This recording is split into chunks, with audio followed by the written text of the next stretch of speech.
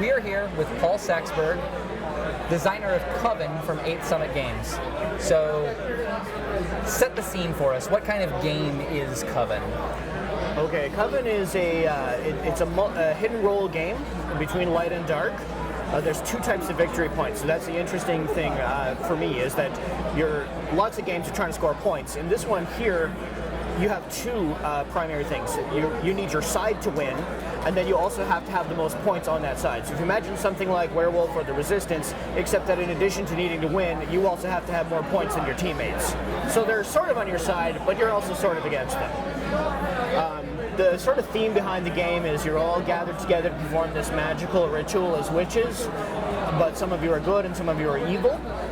You're going to be advancing the balance points of the goddesses that the Coven venerates throughout the game. This is one way to trigger the end of the game if any of these make it up to 8. The goddesses themselves also have alignment tokens, so these are randomly determined at the beginning of the game between light and dark, and you can check these throughout the game to see. And then you're going to be advancing the goddesses that you hope are on your side. So it's actually possible in this game for there to be a massive mismatch. So let's say you're playing a 4-player game. You might have 3 dark players and 1 light player. This means, however, that it's a self-balancing thing because a bunch of the goddesses are then going to be light by simple default, right? Because there's 5 of each alignment token. So even if you're on the losing side, that doesn't necessarily mean, like the disadvantaged side, the outnumbered side, that doesn't mean you have a disadvantage. It might mean you have an advantage because no one else is competing with you for regular points, the favor of the goddesses. Turn structure is really, really simple. There's some cards that you might have in play, artifact cards. You can play them anytime on your turn. Doesn't really matter. But other than that, your turn is just move and act. That's all you do in your turn. You move up to 5 spaces around the board. You land on a symbol and you take the action on that symbol. 5 actions in the game are Augury, which lets you check the alignments of one of the goddesses. Sacrifice, which lets you advance your points on the goddesses, the personal points. Hex, which lets you throw your hex card on the player behind you around the board. Gather Essence, which is the currency of the game, these things here. And draw an artifact card, which are these. And then on the inner board, there's little modifiers that increase or decrease the cost of that action, or give you a little bonus, or advance the goddesses that are balances affecting the overall battle between light and dark. 2 of the actions, the sacrifice and the goddess things, spin this board. So it's going to be spinning a lot during play. So you'll find that if you're pre-planning your turn, sometimes other players will spin this and suddenly mess up your plans, because now instead of getting a bonus, you have to pay something to take the action that you were planning to do.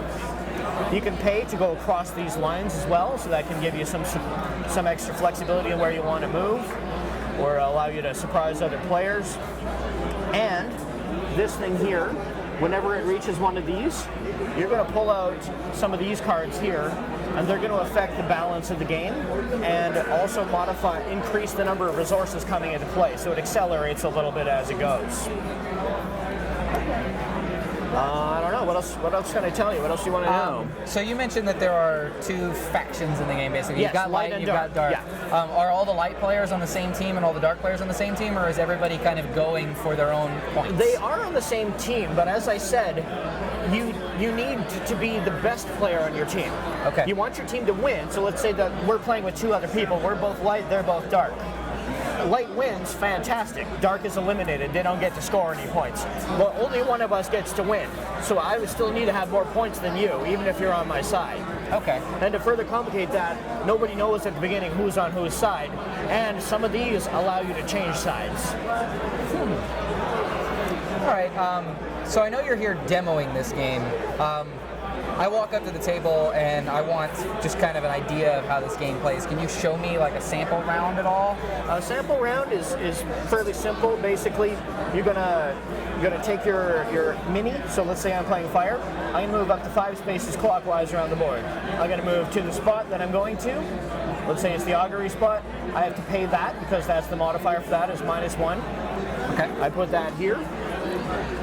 The augury symbol then lets me look at the alignment of that goddess. This is currently under the Morrigan, so let's say I'll put that there. This lets me check this, and I will check this privately so the other players can't see it. I now know she's on the light side. I put that back, I leave this here. So if I forget that what side the Morrigan's on, I can always go check that again. That's what this indicates.